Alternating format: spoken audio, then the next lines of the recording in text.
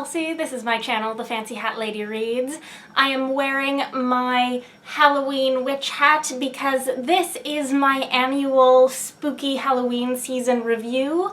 I am a few days late for Halloween, but it's 2020 and I don't think anyone's going to care. I certainly don't. I finished reading my one spooky book for the year on Halloween, and it's taken me a couple of days to turn around the review. And the slightly spooky book I am reviewing this year is the Irish YA novel Other Words for Smoke by Sarah Maria Griffin. This was a book I picked up from the library because I had seen it featured and the author mentioned when I was at Dublin WorldCon last year. It was a 2019 release. It's her second YA novel, and it was a book that I think just didn't get very much traction in the US, so I thought I would give it a read and give it a review. And it was definitely a good spooky season book pick. It's a spooky house book with witchcraft, so definitely thematically appropriate. So Other Words for Smoke is a quietly haunting YA set in a big house in small-town Ireland. It takes place primarily over 2 summers, 3 years apart,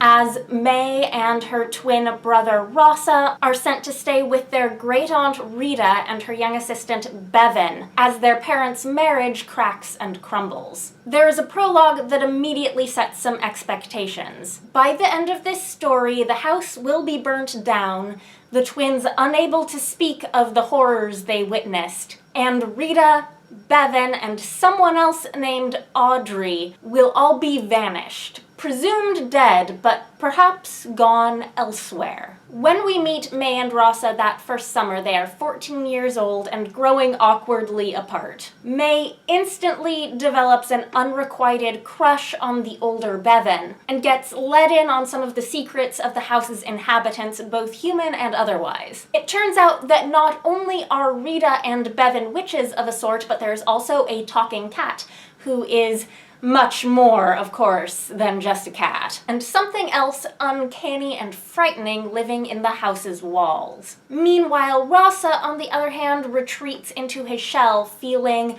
left out and excluded from both this household's going on and his parents. 3 years later, though, the tables will turn, and it will be Rossa's turn to fall for Bevan, and May's to feel wounded and shut out. The thing living in the walls of the house takes the form of an owl, goes by the name Sweet James, and appears at first only to Bevan, seducing her with power, with magic, with doors he can open to strange and otherworldly rooms. Bevan is the third major point of view character in this story, and Sweet James has her in his thrall, making increasingly dark demands of her in exchange for his favor. This book has some relatively high-concept literary devices for YA, and if one of them fell flat for me, it was the choice to tell Bevan's point of view in second person. Why are you, the reader, Bevan in this scenario? I was expecting an answer that just never came, since by the end it's definitely still May and Rossa's inner lives that are the focus of the coming-of-age story. It seemed like that device was just there to make Bevan's chapters seem different and magic-y. More successful for me was the use of some haunting, omniscient footnotes that drop these little teasing bits of information throughout, heightening the sense of mystery and foreboding. Sarah Maria Griffin explores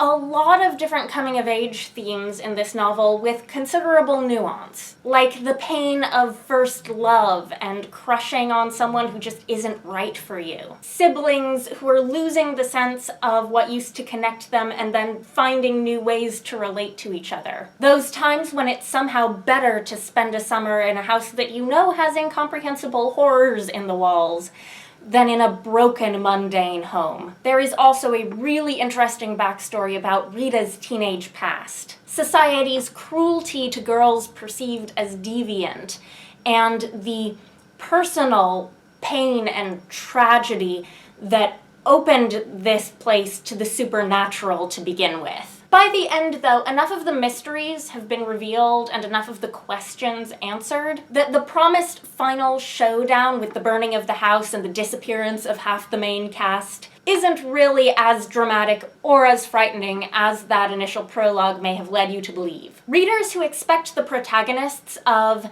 a YA fantasy novel to be at the center of some epic, magical action will probably be disappointed. May and Rasa are ultimately witnesses to the conclusion of a saga that was never really about them, even though it will end up shaping them for life. It's all part of their coming-of-age story, but it ends up feeling a little detached. And the central themes about the duality of love and fear that are pretty clearly set up throughout the book were never brought together with as much clarity as I had hoped. That said, the 3-star rating that I gave this book on Goodreads and my general ambivalence toward it should probably be seen more as a symptom of my current aversion to spooky books of any sort than as a considered critique of its literary merits. I think that Other Words for Smoke could probably find a much larger appreciative audience amongst readers looking for less conventional YA stories than it has thus far since its release. And that's it. That is my spooky season review for 2020.